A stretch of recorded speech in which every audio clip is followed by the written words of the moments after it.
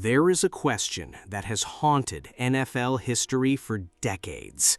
A question so uncomfortable, so deeply unsettling, that most football fans quietly push it to the back of their minds and never speak it out loud.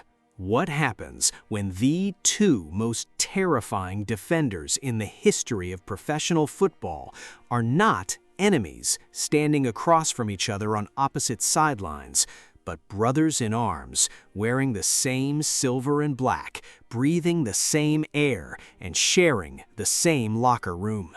What happens when fear itself has a home address, and that address belongs to the Oakland Raiders? That question does not belong to imagination. It belongs to documented history. Because for a brief and extraordinary window of time, the National Football League witnessed something it had never seen before and never has since.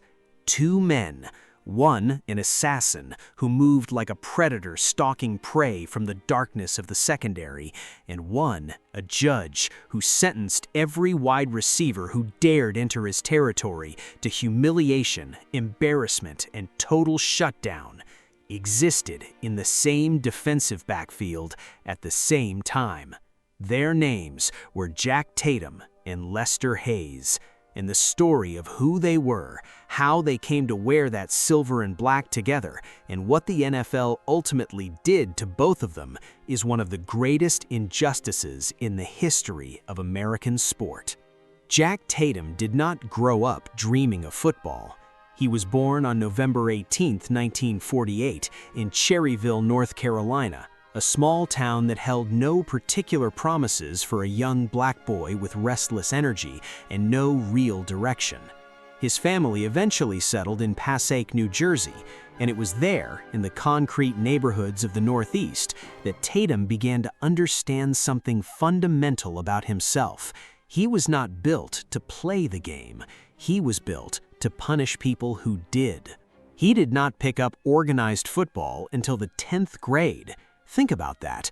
The man who would one day be ranked by NFL Films as the 6th hardest hitter in the entire history of the league did not even strap on a helmet until most of his peers were already dreaming about college scholarships. But what he lacked in years of experience, he compensated for with something that no coach, no training program, and no amount of repetition can ever manufacture. He had a God-given ferocity that expressed itself through physical contact in ways that made grown men take notice. By his senior year of high school, Tatum was an All-American. And when Woody Hayes, the legendary head coach of the Ohio State Buckeyes, came recruiting, he wanted Tatum as a running back. He saw the speed, the explosiveness, the power of a young man who did not yet understand the full extent of his own capabilities. But it was assistant coach Lou Holtz who changed everything. Holtz looked at Tatum and recognized something different. Not a ball carrier, not a skill position player, a weapon. A defensive weapon unlike anything the college game had produced. Holtz convinced Woody Hayes to switch Tatum to defensive back, and from that single decision, history shifted. At Ohio State, Tatum became something beyond a college football player. He became a force of nature. He covered the opposing team's best receiver. He played linebacker when the scheme demanded it. He was a unanimous All-American in both 1969 and 1970. He helped Ohio State become a dominant powerhouse, and he hit people with such ferocious intent that his own college teammates, watching from practice every single week, began calling him something. They called him the Assassin. It was not a league-assigned nickname. It was not a marketing campaign invented by a franchise looking to sell jerseys. It was a name born in the trenches of daily practice, earned through the kind of violence that made even teammates wince. Jack Tatum embraced it without hesitation. He wore it like armor. In 1971, the Oakland Raiders selected Tatum with the 19th pick of the first round of the NFL Draft. And when he arrived in Oakland, he did not need time to adjust. He did not need a learning curve. He stepped onto that football field and immediately validated every single reason the Raiders had brought him there. In his very first professional game, he delivered a hit so jarring that sports writers began comparing him to Dick Butkus. He became the starting free safety in year one. The Raiders of the 1970s were unlike any other organization in professional football. Owner Al Davis had constructed a culture built entirely around intimidation, aggression, and the relentless pursuit of domination. Davis did not want nice players. He did not want polished spokespeople or careful, calculated athletes. He wanted men who made the opponent feel something before the game even started.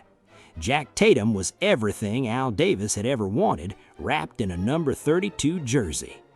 With Tatum anchoring the secondary alongside corner Willie Brown, safety George Atkinson, and corner Skip Thomas, a group the football world came to know as the Soul Patrol, the Raiders' defense became one of the most feared units the league had ever seen. Quarterbacks did not simply lose games against Oakland, they lost their nerve. Wide receivers would walk to the line of scrimmage knowing that somewhere behind that defense, a man nicknamed the Assassin was calculating exactly how to separate them from the football and from their confidence simultaneously. Tatum made 3 consecutive Pro Bowls from 1973 through 1975. He was a cornerstone of the 1976 Oakland Raiders team that finally delivered Al Davis his first Super Bowl championship. He was, without question, the most feared safety in the National Football League. But nothing in this story stays comfortable for long. On August 12, 1978, the Oakland Raiders hosted the New England Patriots in a preseason game inside Oakland Alameda County Stadium. Preseason games are not supposed to matter. They are dress rehearsals, the football equivalent of a sound check before the main performance. Players are expected to go through the motions, evaluate their depth, and above all, avoid the kind of catastrophic injury that preseason contact cannot justify. But Jack Tatum did not have a preseason setting. There was no volume dial on his approach to the game. New England wide receiver Darryl Stingley was 26 years old, approaching the prime of his career and on the verge of signing a contract extension that would have made him one of the highest-paid receivers in the entire league. He was fast, talented, deeply committed to his craft, and that night he ran a slant route across the middle of the field, the most vulnerable territory on a football field, the space where receivers must turn their attention to the ball while making themselves open to a hit from any direction. Stingley reached out for a pass that fell incomplete. In the same instant, Tatum arrived. The collision was devastating. Stingley's helmet made contact with Tatum's shoulder pad, the force compressing his spinal cord and fracturing his 4th and 5th cervical vertebrae. He crumpled to the turf of Oakland Coliseum, and by the time the medical staff reached him, it was already clear that something had gone catastrophically wrong. No penalty flag was thrown. No disciplinary action was taken by the NFL. The hit, by the rules of the era, was entirely legal. Darryl Stingley never walked again. He spent the remainder of his life as a quadriplegic. He was 26 years old. The two men never spoke after that night. Never. Not a phone call, not a letter, not a word. Stingley would later tell reporters in 1983 that Tatum had never contacted him. He had not even received what Stingley described as a mystery postcard. Tatum claimed he had tried to visit Stingley in the hospital and was turned away by the family. The truth of those claims, like the play itself, remained forever disputed. But what was not disputed was what Tatum chose to do in the aftermath. He wrote a book. He titled it, "They Call Me Assassin," and inside those pages he wrote words that a significant portion of the football world found incomprehensible. He confirmed he had never considered an apology, because in his view, he was simply doing the job he was paid to do.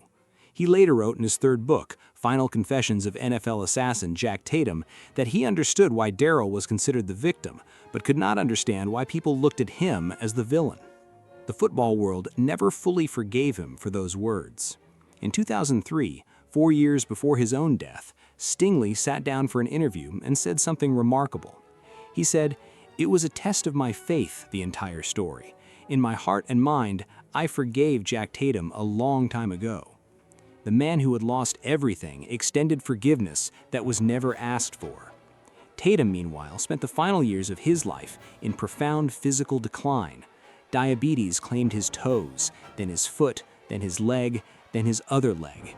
He was awaiting a kidney transplant when his heart gave out on July 27, 2010. He was 61 years old. His former teammate, Willie Brown, said this: "He was not the type of person who was really out trying to maim anybody or hurt anybody. He was just doing his job. That is the way he played the game." That may be the most haunting sentence in this entire story, because it does not defend Tatum, it does not condemn him. It simply describes a man who played football the only way he knew how, inside a league that built its popularity on the violence he embodied, then quietly retreated when the full cost of that violence became impossible to ignore. Jack Tatum is not in the Pro Football Hall of Fame. Now let us talk about the young man who arrived in Oakland 6 years after Tatum, carrying his own impossible story and his own unique relationship with injustice. Lester Hayes was born on January 22, 1955 in Houston, Texas. He grew up with a stutter, a genuine, deeply personal speech impediment that shaped how he moved through the world, how he interacted with people, how he was perceived before anyone ever saw him on a football field. Recruiting coaches from Texas A&M nearly overlooked him entirely. Head coach Emory Bellard spent several minutes attempting to introduce himself to the young defensive end from Houston's Wheatley High School, and Hayes never said a single word in response. Bellard assumed he had failed to make any impression at all. It was only later that someone explained the truth. Hayes was not indifferent. He was not unfriendly. He was nervous, and when Lester Hayes was nervous, the words simply would not come.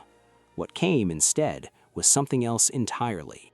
At Texas A&M, Hayes transformed himself physically and athletically across each season, moving from defensive end to linebacker to safety with a relentlessness that reflected someone who refused to be defined by a single limitation.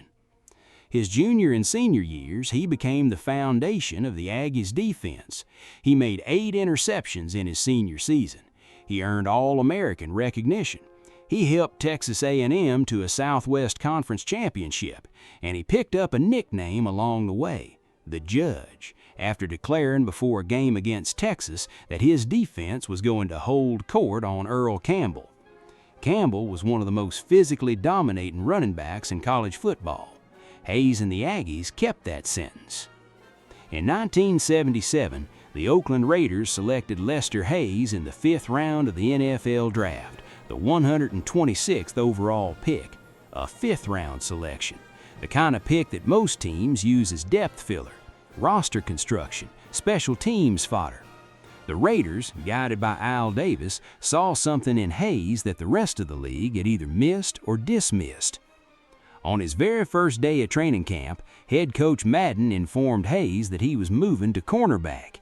Hayes wept. He genuinely broke down crying on the football field, begging Madden to reconsider, then appealing directly to Al Davis, pleading to be allowed to remain at safety. He had trained his whole career as a safety. He knew that position. Cornerback was foreign territory with a completely different set of demands, different reads, different techniques. Madden and Davis were unmoved. And in a twist that defines what made the Raiders different from every other franchise in professional football, they did not simply throw Hayes into the position alone. They gave him a mentor. They gave him Willie Brown, the cornerback who had helped pioneer the art of bump and run coverage, the physical, aggressive technique of getting your hands on a receiver at the line of scrimmage and disrupting every route before it even began. Under Brown's guidance, Hayes did not merely adapt to cornerback, he mastered it at a level that nobody in the league was prepared for. And then in 1977, his rookie year, a Hall of Fame wide receiver named Fred Biletnikoff walked up to him before a preseason game, dabbed a brownish-yellow gooey substance onto his fingers, and said 2 words, "Try that." Hayes stared at his hands, confused. He later said that he thought Biletnikoff had put axle grease on him. That substance was called Stickum. In 1980, Lester Hayes did something that had never been done in the modern era of professional football. Playing cornerback for the Oakland Raiders in a regular season that carried every imaginable kind of pressure, Hayes intercepted 13 passes, 13, the modern-day record. He was one interception short of the all-time record set by Dick Night Train Lane back in 1952. He returned them for 273 yards and 1 touchdown. He was named the Associated Press Defensive Player of the Year. He made the first of 5 consecutive Pro Bowl selections, and the Raiders won Super Bowl 15. But Hayes was not finished. His total for that entire season, including playoffs, reached 18 interceptions, 18 in a single season and postseason combined, more than anyone in the history of the game before or since. The NFL's response was to ban Stickum permanently. They named the rule after Hayes, the Lester-Hayes rule.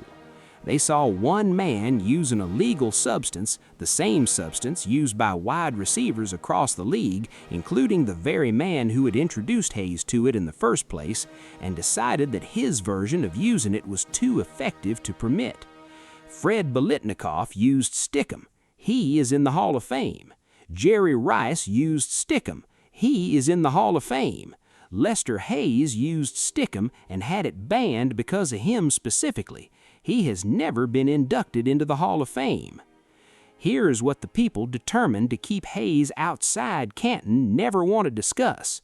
After the Stickum ban, when every advantage connected to the substance was gone, Hayes still made 5 consecutive Pro Bowls.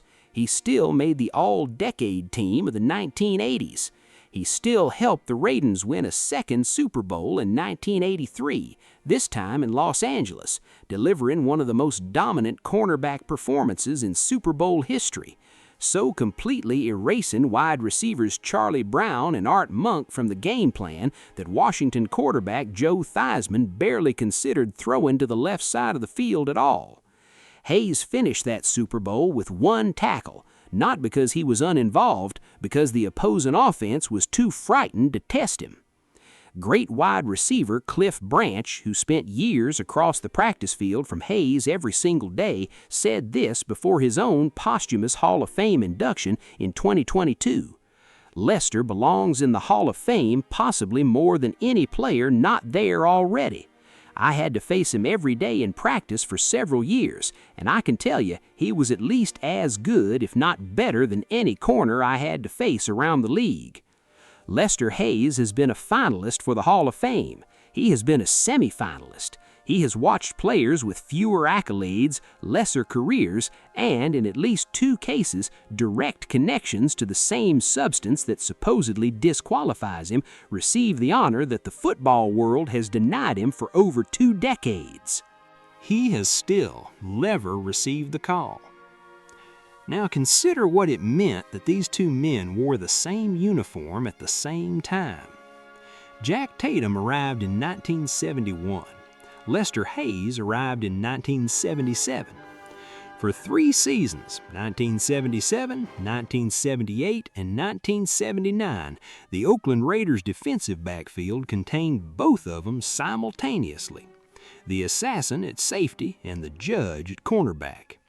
One man whose very presence in a game forced wide receivers to make a choice between physical survival and athletic execution. Another man who covered his side of the field so completely that entire offensive game plans were constructed around going anywhere else. Quarterbacks who faced Oakland in those years were not deciding where the open receiver was. They were deciding which direction was less dangerous. They were choosing between 2 different versions of fear. And here's what makes this story more than a collection of impressive statistics and career highlights. Both of these men, in their own devastating and separate ways, were ultimately reduced by the very institution that built its entertainment product around their abilities. Jack Tatum played the game the way the NFL celebrated: violent, fearless, willing to sacrifice everything in pursuit of the hit that ended a play before it began. The league marketed that violence for decades. It sold highlight reels of those collisions. It built its television ratings on the back of exactly the kind of defender Tatum represented. And then, when one of those legal hits produced a consequence that the league could not package or profit from, they quietly stepped back. No acknowledgement, no accountability, just silence and a new set of rules, and the gradual erasure of a man from the conversation of football's all-time greats. Lester Hayes was criminalized for using a legal substance in a more thorough way than his peers. The league changed its rules specifically to stop him, named the rule after him as if the naming itself were a distinction, then used that same rule as the primary reason to keep him out of the most prestigious recognition in professional football history. A man who played an entire decade for one franchise, won 2 championships, made 5 Pro Bowls, and terrorized the best receivers of an entire era into avoiding his side of the field. Kept outside the door because of something that was legal when he did it. 2 men, 1 franchise, one of the most formidable defensive pairings in the history of professional football.